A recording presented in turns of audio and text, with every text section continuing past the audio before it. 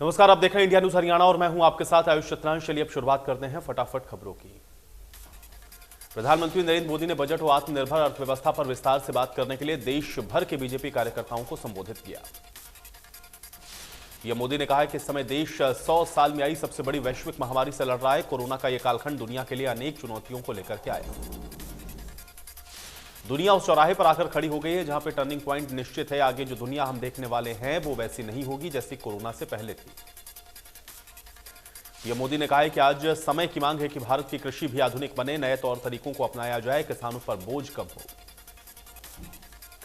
देश की कृषि को टेक्नोलॉजी पर आधारित और केमिकल फ्री बनाने के लिए बड़े स्तर पर बजट में कदम उठाए गए।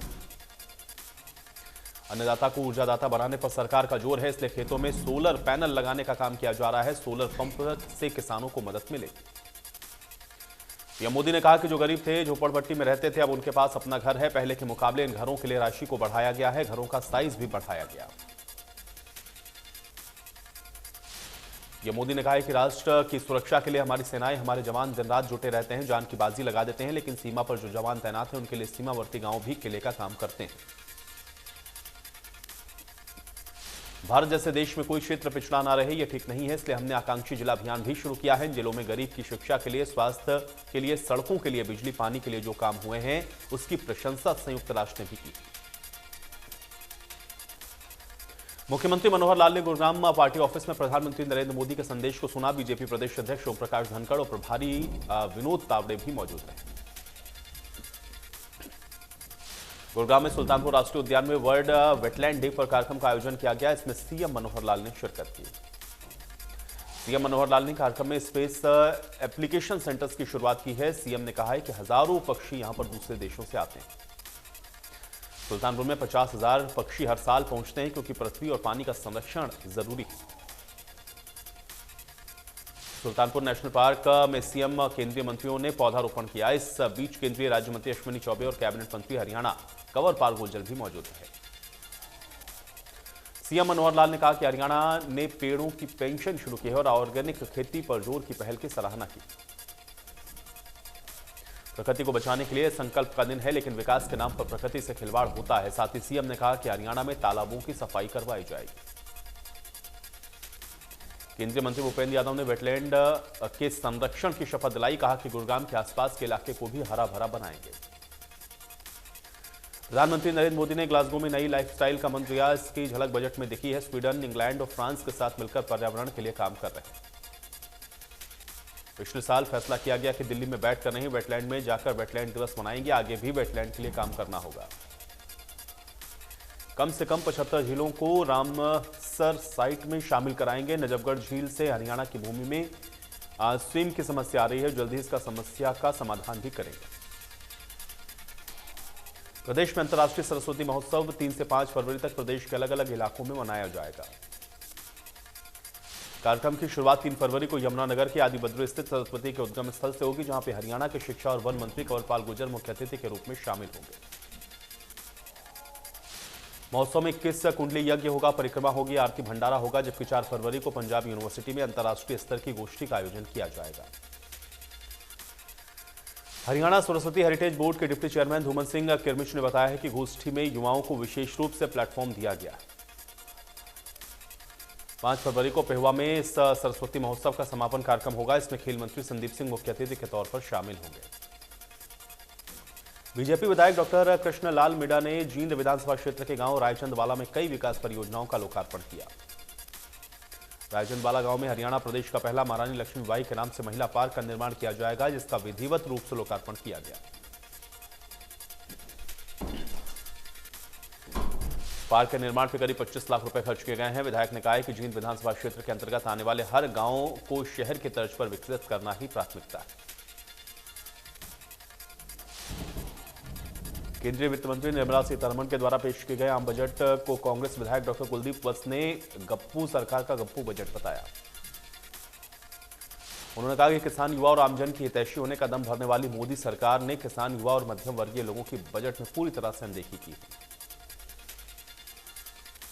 केंद्र में सत्ता हासिल करने के बाद मोदी सरकार जुमलेबाजी की सरकार साबित हुई है। खुद केंद्रीय कृषि मंत्री नरेंद्र तोमर ने इस बात का खुलासा किया। उन्होंने कहा कि एमएसपी पर किसानों की फसल की खरीद और केमिकल मुक्त खेती का वादा भी जुमला ही साबित होगा। कांग्रेस नेता और पूर्व विधायक सोमवीर ने कार्यकर्ताओं के साथ बैठक की है। इस दौरान उन्होंने बीजेपी पर निशाना साधते हुए कहा है कि बीजेपी 7 साल में जेबीटी भर्ती नहीं निकाल पाई। हिसार की चौधरी चरण सिंह कृषि यूनिवर्सिटी के कैलेंडर से पूर्व प्रधानमंत्री चौधरी चरण सिंह की फोटो हटाने पर खाप नेताओं और सामाजिक संगठन से जुड़े लोगों ने इसकी निंदा की। जींद में जाट धर्मशाला में हुई बैठक में जाट धर्मार्थ सभा और ढांडा खाप के प्रधान ने कहा है कि जिसके नाम से विश्वविद्यालय है उसकी फोटो कैलेंडर से हटाने की भूल की गई है। ये गलती है, उसके खिलाफ सरकार को सख्त कार्रवाई करनी चाहिए। कैलेंडर से चौधरी बंसीलाल की फोटो हटाए जाने के मामले पर कांग्रेस नेता किरण चौधरी ने इसकी कड़ी निंदा की। कहा, कैलेंडर से फोटो हटाना एक बड़ा अपमान है। पलवल में 4 साल से रसूलपुर रेलवे पुल का निर्माण कार्य देरी के चलते स्थानीय लोगों का गुस्सा 7वें आसमान पर नजर आ रहा है। लोगों का कहना है कि लोगों ने पुल के समीप टेंट लगाकर अनिश्चितकालीन धरना शुरू कर दिया है। लोगों ने पुल निर्माण की मांग को लेकर के प्रशासन के खिलाफ नारेबाजी की। लोगों का कहना है कि इससे उनको परेशानियां होती हैं। स्कूल जाने वाले स्टूडेंट्स को दिक्कतों का सामना करना पड़ता है। जब तक पुल का निर्माण सुचारू रूप से नहीं चलता है, उनका धरना प्रदर्शन जारी रहेगा। सोनीपत में युवा किसान ने आधुनिक खेती की मिसाल कायम की है, जहां पर सरकारी नौकरी न मिलने के बाद नई ऊर्जा और उत्साह के साथ पॉली हाउस खेती कर रहे हैं। युवा किसान पॉली हाउस में खीरे और टमाटर की खेती से अच्छा खासा मुनाफा कमा रहे हैं। लगातार सरकारी नौकरी की भी तैयारी कर रहे हैं। युवा किसान को खीरे का 35 किलो से लेकर 50 रुपए प्रति किलो तक अच्छा फायदा मिल रहा है। देश में पिछले 24 घंटे में कोरोना के 1,61,000 से ज्यादा नए केस हैं। 1700 लोगों की मौत हुई। महाराष्ट्र में कोरोना वायरस के 14,372 नए मामले हैं। 45,648 लोग डिस्चार्ज किए गए हैं। 94 लोगों की कोरोना से मौत हुई। दिल्ली में नए कोरोना संक्रमितों का आंकड़ा 2,683 है। 27 मरीजों की मौत हुई है। लोगों को मास्क पहनने की अपील की जा रही है। कर्नाटका में पिछले 24 घंटे में 14,366 नए मामले हैं। 58 मरीजों की मौत हुई है। कर्नाटक में पॉजिटिविटी दर 13.45% है। तमिलनाडु में पिछले 24 घंटे में 16,096 नए मामले हैं। 35 मरीजों की मौत हुई है। तमिलनाडु में 1,88,599 मामले सक्रिय। आंध्र प्रदेश में 24 घंटे में कोरोना के 6,213 मामले हैं। आंध्र प्रदेश में महामारी की मौजूदा स्थिति को देखते हुए राज्य सरकार ने नाइट कर्फ्यू को रात 11 बजे से सुबह 5 बजे के बीच 14 फरवरी तक बढ़ा दिया। हरियाणा में 24 घंटे में कोरोना के 2,894 केस हैं। 15 मरीजों की मौत हुई है। एक दिन में 5,000 से ज्यादा मरीज रिकवर हुए। गुरुग्राम में 24 घंटे में कोरोना के 909 केस हैं। 2 मरीजों की मौत हुई है। एक दिन में 1600 से ज्यादा मरीज रिकवर भी हुए। फरीदाबाद में 24 घंटे में कोरोना के 224 नए संक्रमित हैं। 600 से ज्यादा मरीजों ने कोरोना को मात दी है। 3,000 से ज्यादा लोग संक्रमित। कुरुक्षेत्र में 24 घंटे में कोरोना के 63 नए मामले सामने आए हैं। 82 मरीज रिकवर हुए हैं। एक्टिव केस की संख्या 500 के पार। सोनीपत में 24 घंटे में कोरोना के 181 नए मामले सामने आए हैं। 493 रिकवर हुए हैं। एक्टिव केस की संख्या 1,000 के पार।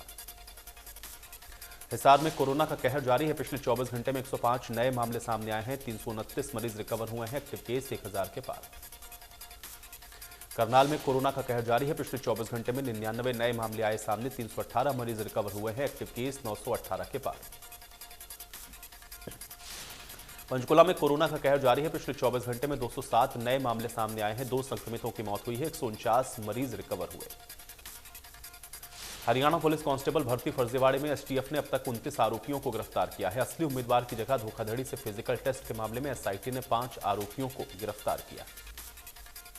गिरफ्तार आरोपियों से एसटीएफ ने पूछताछ की है तो आरोपियों ने कई अहम खुलासे किए हैं। बताया है कि 10 से 15 लाख रुपए में डील होती थी।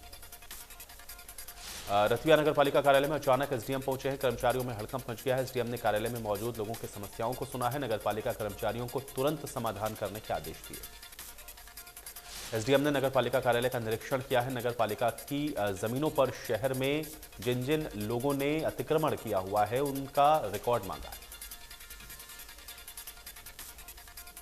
एसडीएम ने नगर पालिका कर्मचारियों की बैठक ली है। विकास कार्यों में तेजी लाने के निर्देश दिए हैं। एसडीएम ने बताया है कि उन्हें शिकायत मिल रही थी कि नगर पालिका में शहर के लोगों को काम करवाने में काफी चक्कर काटने पड़ते हैं।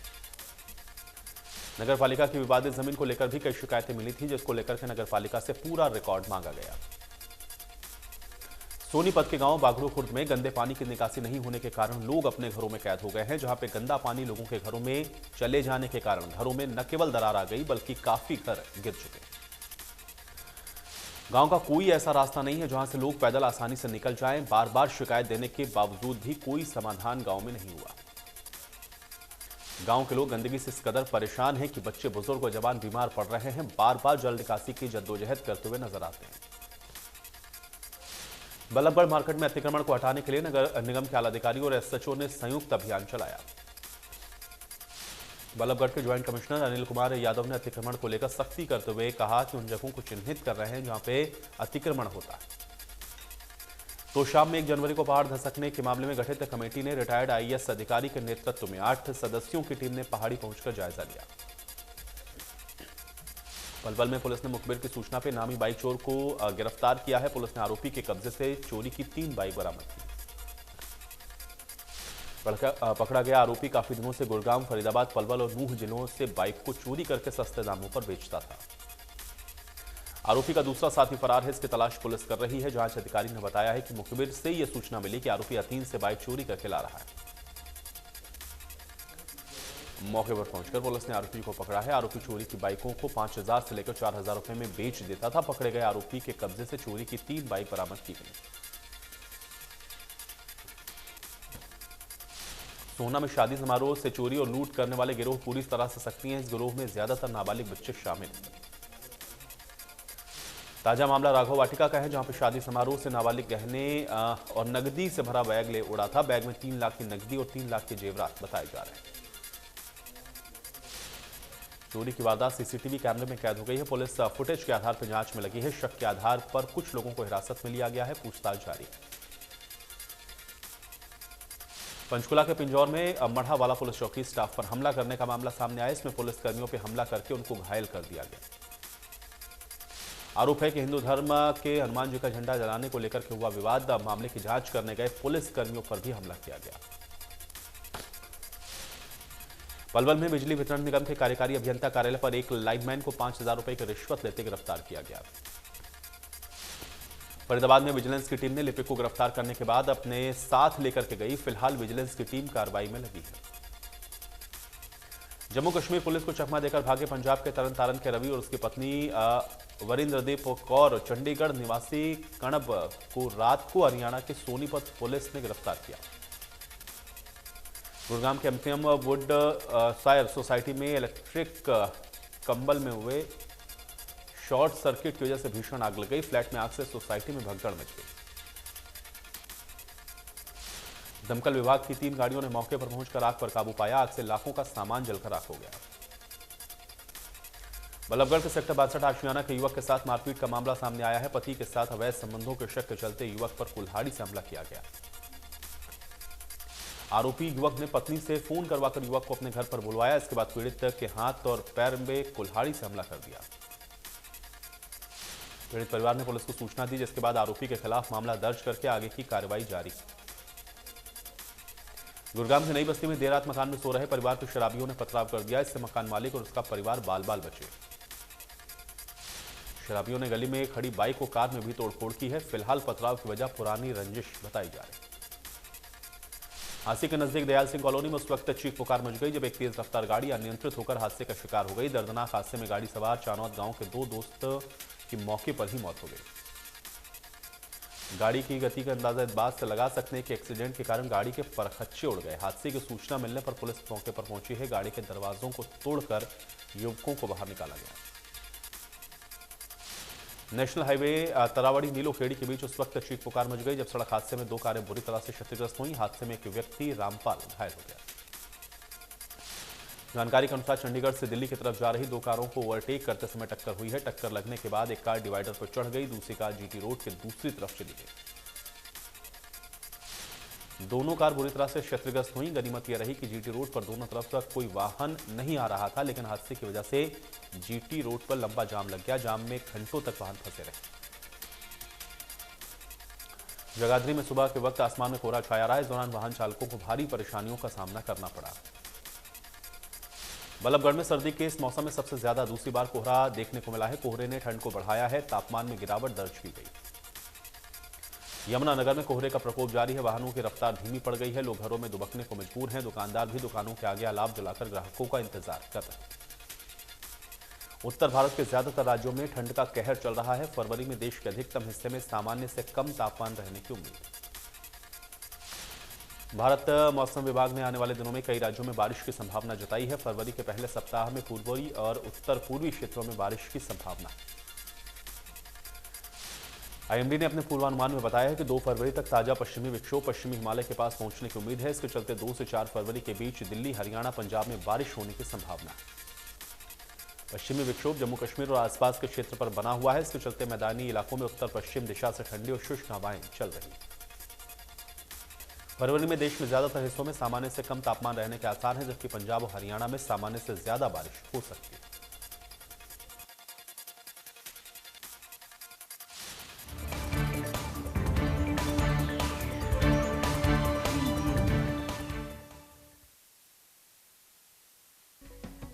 प्रेजेंटेड बाय 90 वर्षों से महिलाओं की नंबर 1 आयुर्वेदिक औषधि वेटॉनिक हेमपुष्पा।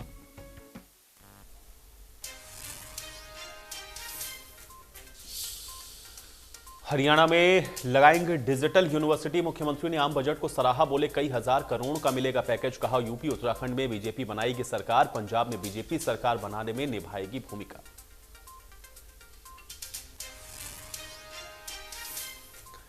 वर्ल्ड वेटलैंड डे कार्यक्रम में मुख्यमंत्री ने किया पौधारोपण। स्पेस एप्लीकेशन सेंटर एटलस की शुरुआत भी की। बोले जल और पृथ्वी का संरक्षण है जरूरी, विकास के नाम पर नहीं किया जाए प्रकृति का विनाश।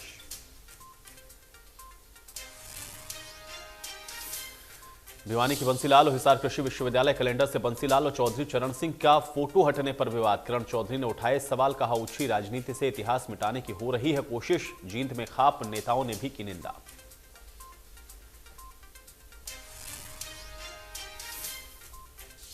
पुलिस कांस्टेबल भर्ती फर्जीवाड़े के मामले में कार्रवाई जारी। एसआईटी ने अब तक 29 आरोपियों को पकड़ा। असली अभ्यर्थी की जगह धोखाधड़ी से फिजिकल देने वाले 5 आरोपी गिरफ्तार। 10 से 15 लाख में होती थी डील।